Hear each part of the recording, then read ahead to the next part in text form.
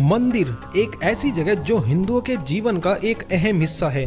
प्राचीन काल से चली आ रही इस प्रथा को लोग आज भी निभा रहे हैं। भारत में आज के दशक में लगभग 20 लाख से भी ज्यादा मंदिर देश के हर कोने में मौजूद हैं। हजारों साल पहले जब मंदिर बनाए जाते थे तो वास्तु और ग्रहों की दशा का ध्यान रखा जाता था। इसके अलावा राजा महाराजा अपना खजाना बचाने के लिए और अपने राज्य की रक्षा के लिए मंदिर के नीचे गुप्त स्थान बनाकर खजाना छुपा देते थे और खजाने तक पहुंचने के लिए अलग अलग गुप्त रास्ते नक्शे में कैद करके छुपा देते थे। इसके अलावा भारत में कुछ ऐसे भी मंदिर हैं जिनका संबंध ना तो वास्तु से है और ना ही किसी खजाने से।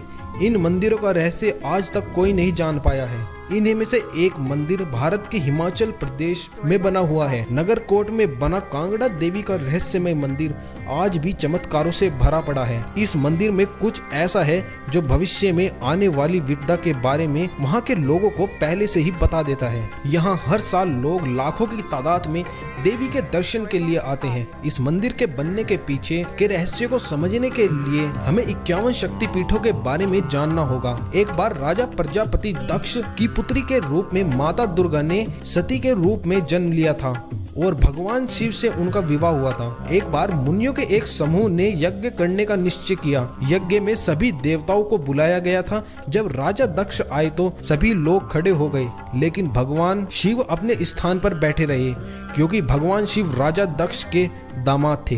राजा दक्ष को यह बात पसंद नहीं आई। राज्य के कोने कोने में से आ रहे लोगों के सामने राजा दक्ष को ये अपना अपमान लगने लगा।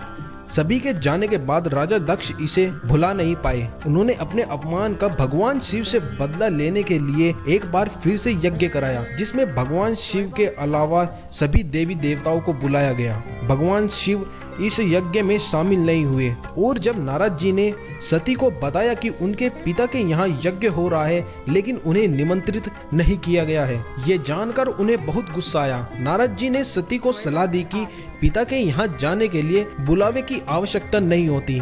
भगवान शिव के मना करने के बावजूद वो नहीं मानी और चली गई यज्ञ में शामिल होने के लिए। यज्ञ स्थल पर सती ने अपने पिता से निमंत्रण न भेजने का कारण पूछा।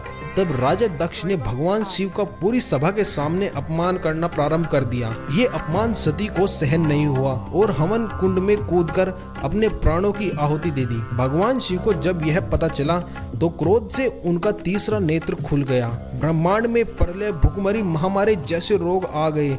भगवान शिव के आदेश पर वीरभद्र ने राजा दक्ष का सर धड़ से अलग कर दिया और सभी देवी देवताओं को गहरी नींद में सुला दिया। यज्ञ कुंड से सती के पार्थिव शरीर को उठाकर भगवान शिव दुखी होकर पूरे संसार में घूमते रहे। तब भगवान विष्णु ने धरती का संतुलन बनाए रखने के लिए सती के शरीर को अपने चक्र से नष्ट कर दिया। सती के शरीर के 51 अंग अलग अलग दिशा में जाकर बिखर गए और उनकी स्थापना शक्तिपीठ के नाम से की गई। उन्हीं में से एक अंग हिमाचल प्रदेश में भी गिरा था, जहां आज कांगड़ा देवी मंदिर स्थित है। माना जाता है कि मंदिर का निर्माण महाभारत काल में पांडवों द्वारा किया गया था। उस समय इसे कई सौ किलो सोने से बनाया गया था, जो कि विदेशियों द्वारा लूट लिया गया। 1905 में एक भूकंप में मंदिर बिखर गया, जिसे 1920 में सरकार द्वारा पुनः निर्मित किया गया था। इस मंदिर की सबसे बड़ी खासियत यह है कि जब कभी आसपास कोई विपदा आने वाली होती है तो वहां पर स्थित भैरव बाबा की मूर्ति से